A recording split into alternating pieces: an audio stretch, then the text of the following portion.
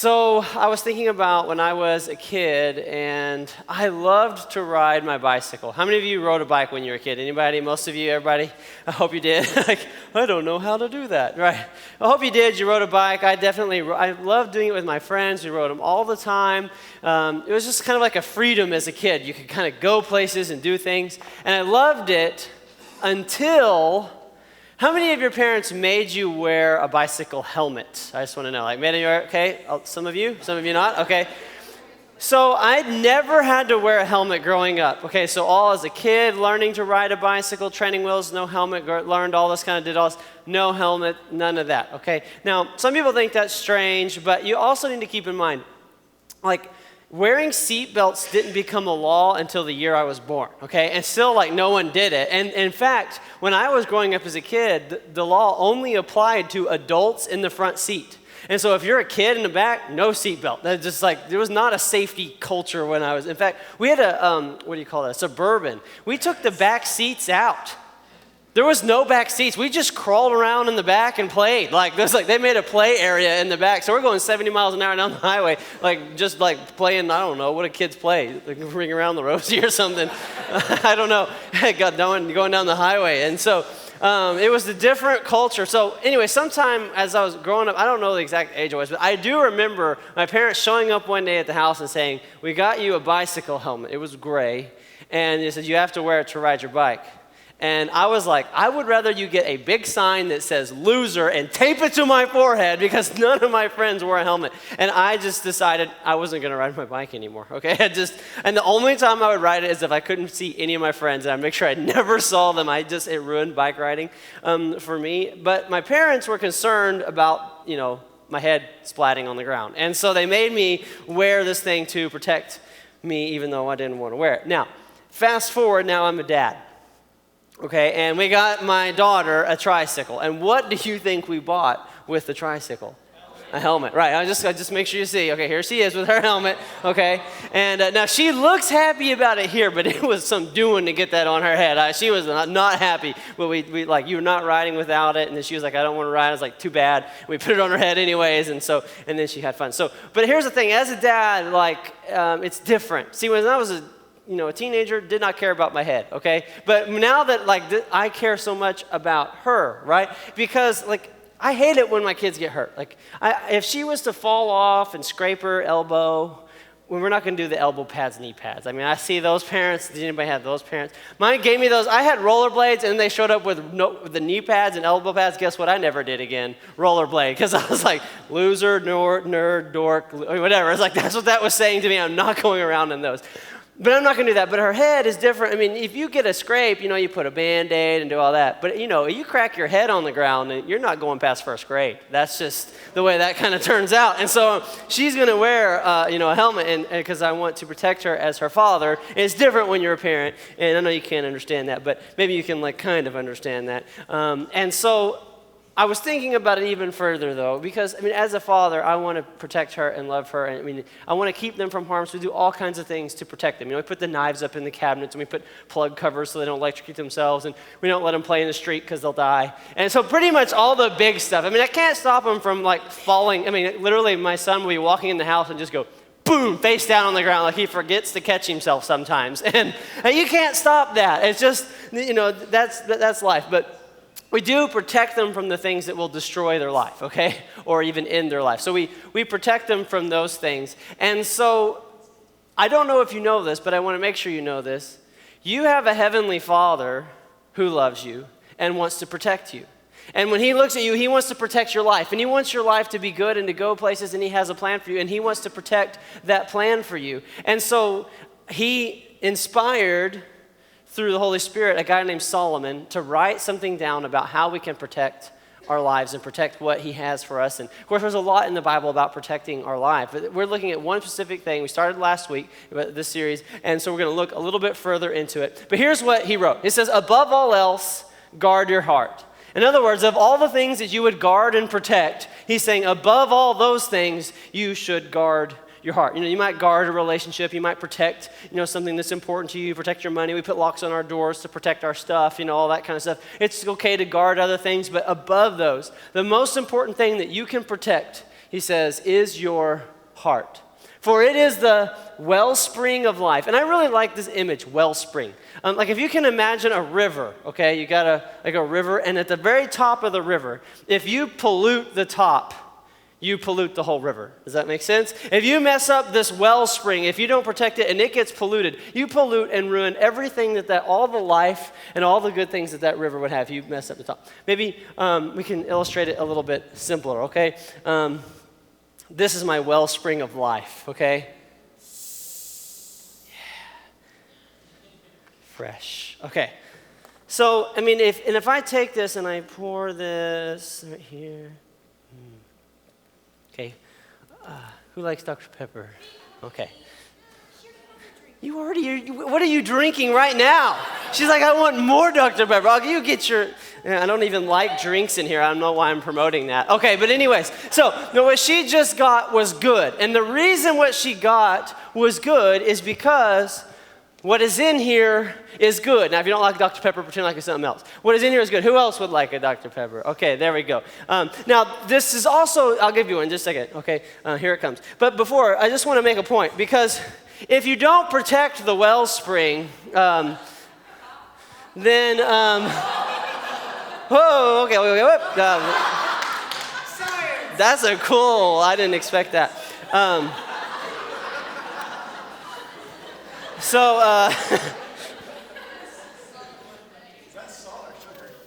Salt. All right. Well, I don't think we need anything else. Okay, now this is a way cooler illustration than I anticipated. So that is so cool. All right. Yeah. There we go. All right. So all is well. It'll just leak into the cups. Okay. So the problem here now, and you're not going to want to drink it. I'm not even going to give it to you. Okay. Because, and I was going to put other stuff, but I think it's polluted enough. If you allow the heart, okay, to become polluted, what comes out of it is also going to be polluted. Does that make sense? Because if you allow what is in here to get messed up, then what comes out? See, what comes out now is going to be good. And Jesus talked about this when he talked about this very same thing. He said, the good man brings good things out of the good stored up in his heart. See, if there is good in there, then good comes out. And then he goes on and he says, and the evil brings evil out of the evil stored up in his heart. So when evil comes out, he says that is because there's evil stored in there. For out of the overflow of the heart, the mouth speaks. How long am I going to have to listen to that sound? All right, that's good. All right, there. All right. So out of the overflow of the heart, he says, the mouth speaks. So this is basically what he's saying. When you look at your life and you see something that you don't like why did I have that yelling at my family, or why do I always struggle with that same thing? Why is it that I am always lazy? Okay, whatever that thing is for you. When you look at that and you see something that you don't like, he says that is something that's coming from your heart. Or maybe it's something that you would say is just really holding you down. Maybe you struggle with anger or just sadness or something like that. And you know what that comes from? Part of that is coming from our heart. And so we need to learn to guard our heart. Without a good heart, you will not achieve the things that you want in your life. In fact, this was a really interesting thing that I heard just a couple weeks ago. And that this last year, for the first time ever, so you've got these CEOs, right, of big companies, like the big guys in charge of big companies. More CEOs were fired this last year for ethical and moral failures than for job performance or any other reason. Think about that. Okay, so you got these guys and girls who work their entire life, okay, to achieve that high position. They probably went to an Ivy League school, and they worked really hard. When everybody else went home, they stayed and worked. They achieved, and they did it, and they got promoted, and finally they are the CEO of a company, making the big bucks in charge. And what gets them fired? Their heart. Because they did things like it was a lot of times, some of them were men who, abused or treated women that worked for them in inappropriate ways. And see, in their heart had been this storage of lust that just came out, or storage of pride, and I can do what I want, I'm big shot and all that kind of stuff. Or some of it was greed, and so they would go and they would cheat, and they would lie, and they would do unethical things, and they had achieved all this stuff, but because of their heart, they lost it. And what I want you to understand is if we don't protect our heart, you will lose some of the most valuable things in your life. You will lose some of the most valuable relationships you have if your heart isn't right. I mean, nobody gets married and goes, oh, you know what I want to do? I want my marriage to be so bad because we fight all the time and yell at each other until we finally can't take it anymore and we get a divorce. But it happens all the time, doesn't it? You know why that happens? You know where all that fighting and bickering comes from? Jesus would tell you it came from your heart. And if we don't learn to protect our heart, that's what comes out in our life. Nobody gets married. Okay, let's stay on the relationship thing. No one gets married and goes, you know what I want to do? I want to have an affair, and blow this whole thing up. Wait, I'm going to wait till we have kids, so the kids have to split it all up. But then I'm going to blow this whole thing out.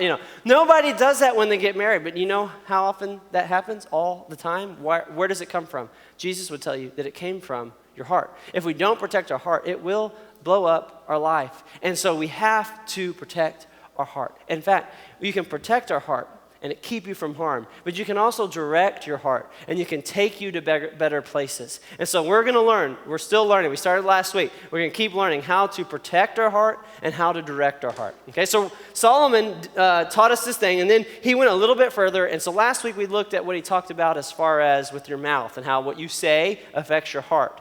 And we're not going to talk about that again because we talked about it last week. If you missed it, you can go to YouTube, okay? youtube.com/iHeartAmplify. There you go. So we're going to look at the next thing that he says. All right, here we go. Proverbs 4:25. He just talks about guarding your heart, and then he gives us this idea of what we can do to do that. Let your eyes look straight ahead. Fix your gaze directly before you. Let your eyes look straight ahead. Fix your gaze directly before you. Now, I don't know if you realize how much impact your eyes have on you, on your life, like what you see. Your eyes are so powerful. So sometimes Tracy, my wife, is like, hey, let's go walk around the mall. And I'm always like, because we don't spend money sitting at home, okay? We always spend money when we go to the mall. And I'm like, I don't want to spend any money right now. And so let's go to the mall. And there's nothing, in fact, she doesn't even go with anything in mind. But as soon as we start walking through that store, what happens? She sees it, and then she wants it, okay? And it's amazing how it starts. See, guys, at least I'm this way, don't do that. See, when I go to the mall, I do this. I look straight ahead and I fix my gaze because I have something I want. I need a new pair of jeans. I go to the mall. I don't care what else there is. I don't look anything else. I walk right in. I say, there's the jeans I want. I check them out and I leave the mall and nothing hindered me at all. No distraction. That's not how girls do it, is it? Not at all. And because the eyes, okay? And if you've ever been to a restaurant and they had the desserts, okay? Now, if you've been to a smart restaurant, they do this. Have you ever been to one where at the end, they don't come and ask you if you want dessert. They bring a tray with all of the desserts on it. Have you ever been to one of these before? So you're thinking, oh, I'm done, I'm full. And then they show up and they go, which dessert would you like? All of them? Okay, is that about? And there's always that hot brownie with ice cream on top, and you didn't want it until you saw it, and then it was like, okay, we're eating that. And they know, because if they can get you to see it, it's going to create a desire. Attention, what grabs your attention affects your life. In fact, what grabs your attention is going to direct your life. See, attention can help determine your direction. So that catches my attention, I turn towards it, right? And your direction determines your destination. Where you ultimately end up in your life is going to be based on the directions you go. And so what happens with your attention is important. Some of you have a career that caught your attention. You're like, oh, I want to do that. That's what I want to do. You've got this desire. You've got something that is super important to you. And so you've already started thinking about what school you want to go, what you're going to do, and it's caught your attention. Some of you, a person has caught your attention, right? And I know all about that. See, because Tracy caught my attention quite a few years ago, okay? And the more I looked, the more of my attention she had, right? I looked and I wanted it more. And eventually, she became my wife, right? And so what catches your attention is important. It directs your life in the areas that you go. So I want to talk about our eyes. And we're going to talk both literally, what you look at, and then maybe a little bit more figuratively, your heart's eyes, if that's a thing. And so we're going to kind of look at those. And to do that, we're also going to look at protecting your heart and directing your heart, okay? So for this first one, though, I decided I don't want to lead into it. I'm just going to jump right in. When you go swimming, there's always that person who's like, and they get one foot, both feet, and they kind of wait there for a little bit, and then they go, okay, and they go down the next level and they let that. Y'all know that person? Okay, who is that person? Anybody? You're like, that's me. Okay. Some of you, who is that? Just jump right in. Jump right in. Okay, that's what I do. That's what I used to do. And so I just jump right in. So that's what we're going to do. I'm going to go head first and hope I don't belly flop, okay? So here we go. Pornography will destroy your heart. Okay, it's like, oh man, don't talk about that. I was like, that's like ice cold water. Get out of there. Okay, just for a second. I know that you know this, but I want us to just, because this is something that is so common. In fact, most of you at some point in your life will struggle with that area, and it causes so much harm. So I want us to talk about just for a second, okay? I want you to realize that, of course, looking at pornography and that is a sin, okay? Jesus calls it a sin, and there's that problem. And of course, it's not a good thing because it's not loving to those people. Those people that are in that industry are not having a good life, and when we watch and we do that, we're supporting that, and that's a bad thing. That's not love. But also, it does so much harm to your heart. And I don't want to just heap guilt on top, but what I want to do is make you aware of what it does to your heart when you look at stuff like that. For example, here's one of the things it does to your heart. When you continually look at that, what it teaches your heart is that one body can't satisfy me, because that's the way pornography is. One day it's this person, then it's another video, and it's another picture, and it's another thing, and so one body isn't enough. And then what happens is your heart changes for that. And then you get married, right? And what happens? One body isn't enough. And you think, I get married and I'm not going to ever want to look, I'm going to stay faithful under that. But when you have taught your heart your whole life that one body's not enough, then you start to look around or keep watching porn while you're married and all of that kind of stuff, and it destroys marriages. It also does this. It teaches you, when you get married, sex is two people, and it's intimacy between two people. Pornography is not that. Pornography is selfishness. It's about one person. It's about yourself. And so it creates all kinds of problems in our heart of selfishness and all that. Now you're going, can we please stop? Yeah, okay. We're not going to talk about pornography the whole time. But what I wanted us to see is how hurtful it is for our heart. What we allow ourselves to look at. So I kind of went to an extreme there. What we allow ourselves to look at hurts our heart. See, Jesus talked about that kind of an idea a little bit when he said, I tell you, anyone that looks at a woman lustfully has already committed adultery with her in his heart. So Jesus says the issue is looking lustfully, right? Jesus says the issue is when we look lustfully, then it causes problems in our heart. And it's such a big deal. So now I'm not just talking about pornography. I'm talking about any looking lustfully. And the reason I'm focusing on it is because of how dangerous it is. So think about this. Y'all know who David is, right? David killed Goliath. David became king of Israel. He did all kinds of other awesome stuff I can't even get into today. He was an amazing guy. The Bible even calls him a man after God's own heart. But do you know what almost took him out and caused him the most pain probably in his entire life? One day he's on top of his palace or whatever, and he's looking over the city, and he looks down, and there's a woman bathing. Okay, apparently her shower wasn't very covering or whatever. Okay, and he could see her bathing. And I can tell you what he didn't do. Oh, there's somebody bathing over there. I better not look at that. No. He looked, and he continued to look. And the reason I know that is because it got to the point in his heart that he sent somebody to get her so that he could sleep with her. And then when he found out that she was married and her husband was a good man who was fighting in his army, he slept with her anyways, got her pregnant, and the whole thing blew up. Right? And it caused some of the most pain that David ever had in his entire life. I mean, almost lost everything. It was just a bad, bad situation. And what started it? His eyes.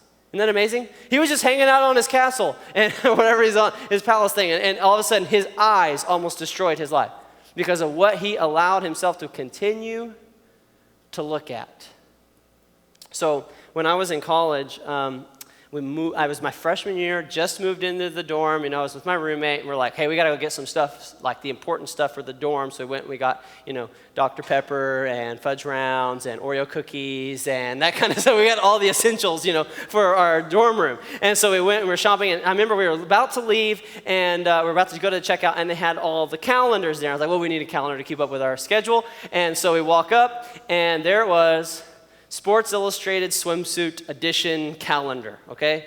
And I don't remember which one of us decided that we must have it, but we did. So we bought that calendar together and put it up on the wall in our room.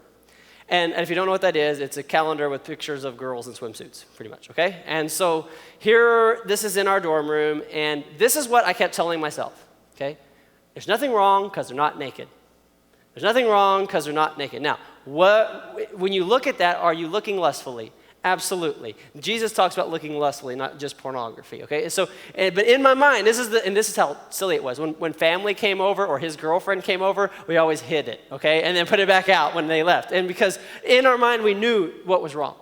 And then I wish I could say it was me, but after about 2 months, he came up to me and goes, I think we should get rid of that. And I was like, I think you're right. And I took it down because here's what I knew and what I learned, or what was hiding in my own heart, was that what that was doing was creating lust in my heart. Every time I would see it. And my rationale and all my reasonings were not right. They were wrong because looking lustfully is an issue. And what it was causing was so many more problems. I can tell you that so many people struggle with pornography because of all the other stuff that they're putting into their heart, by all the other stuff that they're looking at. In many cases, pornography and other sexual issues are an outsource of the other stuff that's being put in. Does that make sense? So let me tell you what I've done. Okay, I'm 34 years old, and I don't struggle with pornography anymore. Did for many years when I was younger because of stuff like that, I believe. And so, some of the things that I've done. So, but let me just, before I tell you that, think about how bad it would be if I allowed myself to not do the things I'm going to talk about, if I didn't protect my eyes and protect my heart, and then I fell into some sort of a lust sin, and then I lost my wife and my kids, and my job, and can you imagine what it would do to the youth ministry and all the people that had been through this youth ministry and all the struggles and things that would go through. It would be bad, and it happens with pastors, and I don't want that to be me. So even though, you think, you're a pastor, you don't struggle, you don't have to deal. This, at 34 years old, I'll tell you some of the things I do. I do not watch rated R movies. I don't even watch all PG-13 movies. I have been known to turn them off right in the middle. I'm like, nope, and turn it off. Why? Because I protect my heart. There are people that I'm really close to, people who I have unfollowed on Instagram because these girls think that they can only post swimsuit pictures. And I'm not going to, this is what I don't like. I'm scrolling through, looking, having fun, and then I have to make a decision. Am I going to scroll real fast so I don't look anymore? Or, am I going to look do it? And so I just hit dink, unfollow, done, and I move on. Because I want my page to not be full of things that are stirring up lust in my heart. By the way, you can unfollow people. You can. It's okay. You'll be all right? And you got to take a decision. Look, just because it's on Netflix doesn't mean it's okay to watch. You need to set some standards for what you are putting in your eyes. So, I have, done all of those different things and many, many more. And those are to protect my heart. To protect my heart by what I'm letting go in my eyes. Now, I'm going to tell you one thing about directing your heart on this subject, and then we'll kind of move on. So, I started doing this a long time ago. I'll give you an example of how I will work it out. So I'll be walking through the mall, okay? And in the mall, they have like that calendar section where you can go buy calendars. You may not even notice because it's not an issue for you. But see, because of that situation in college, now, whenever I walk by calendars, there's something like that tweaks in my heart. Like, even now, 34 years old, like this was years ago I had that calendar. And so this is what happens. This is what that sinful nature does. Just walk through and just take a look, just take a look. And this is what I literally say this to myself. Maybe not always out loud, that would be kind of weird, but in my heart I say to myself, I am someone who does not look lustfully at women. And I just keep going. Right when I feel it, I say it. It would be weird right in the middle of the mall. I am someone who doesn't look lustfully at women. Okay, that's not what I do. But inside my heart, I literally say this all the time. In fact, some of you should start saying this. Maybe you need to write it down so you don't forget it. I am someone who doesn't look lustfully. And if you're a guy, you're right. I don't look lustfully at women. Or if you're a girl, I don't look lustfully at men. And you make that decision, and you just say it. And this is what I'm doing. I'm directing my heart now. I'm beginning to say something that I want it to be. I am someone, this goes back to last week. I am someone who does not look lustfully. And anytime one of those thoughts start coming up, I just immediately say that. Until it became my identity in who I was. Okay, so I'm directing my heart. So let's talk a little bit more about directing your heart. We're almost done. Okay, so we did the protecting for like 10 minutes. We're going to do this one for 1. All right, so let your eyes look straight ahead and fix your gaze directly on you. So I read this last night, and this image popped into my head. Have you ever seen one of those horses with the blinders on? You know what I'm talking about? Like I don't know horses. Okay, so a lot of times they'll have horses, and they'll have these, like, they put this thing on their heads like this. And so when they're racing, they do this so that they don't see distractions, okay? And they'll run faster, because if they see stuff, they might slow down. So they put this on there for that. And then they do it on like carriages when there's like a horse-drawn buggy carriage, because if the horse gets spooked, okay, while pulling someone in a carriage, you can see how that would be bad, okay? So it sees something, it scares it, it takes off, carriage falls over, people die. No, probably not die, but it's not a good thing. Or the horse can get hurt trying to get away. So they put these on to keep them focused on this thing. And the reason I say this is we talk a lot about protecting your heart, but you know what? If you can get some direction in this. See, the horse would not need the blinders if it could stay focused on what it was supposed to do. The point of the blinders is to make them look forward and to focus on one thing, to not look this way and not look that way. And so if you could get some vision for different areas of your life and decide, I'm going to look at that and I'm not going to go any other way. So if you got the vision of a marriage someday where you were married to somebody that loved God and pursued him with their whole heart, was a part of a church and was serving and doing, and that was the vision that you had, then every little flirty thing that comes along, you go, distraction, nope, okay? Every little thing that came along, nope, I don't think so. And you would be able to stay focused on that. And this stuff would not even touch your heart because you had a focus. Some of you need to get their focus for what God wants to do in your future. Because you don't know that God has something good for you to do, and you need to pursue it and stop looking at all the other stuff, because he has something great for you. And if you would get that, and then this little activity or this person or this thing comes along, it would just push aside, and it wouldn't affect your heart, because you're gonna go forward. So, where's your heart right now?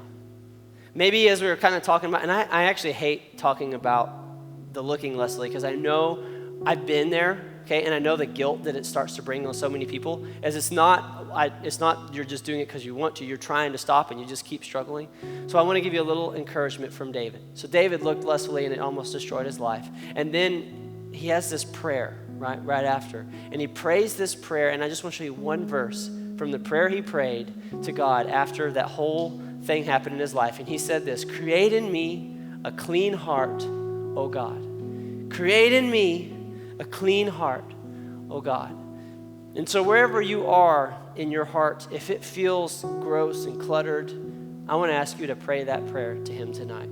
Lord, create in me a clean heart, and let him work. Let him work on your heart. We're going to take just a moment, and in just a moment, we're going to stand, and there'll be people at the back to pray with you.